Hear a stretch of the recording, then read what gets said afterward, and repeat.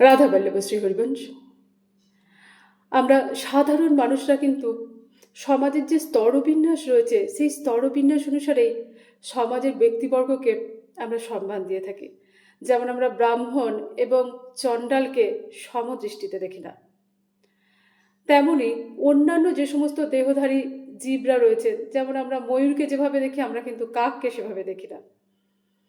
তাহলে প্রত্যেকটা প্রাণীর প্রতি সমদর্শী কারা?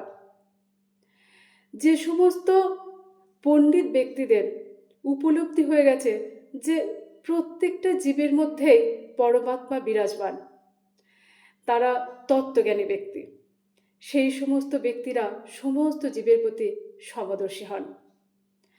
এবার আমরা পঞ্চম অধ্যায়ের ৮৮ নম্বর শ্লোকটি পাঠ করব। বিদ্যা বিনয় সম্পন্নে ব্রাহ্মণে গবিহস্তিনে শনে চৈব সপাকে চ পণ্ডিত সমদর্শিন। অর্থাৎ জ্ঞানবান পণ্ডিতেরা বিদ্যা বিনয় সম্পন্ন ব্রাহ্মণ, গাভী, হাতি, কুকুর ও কুকুরভোজী চণ্ডালাদি সকলের প্রতি সমদর্শী হন। রাধে রাধে।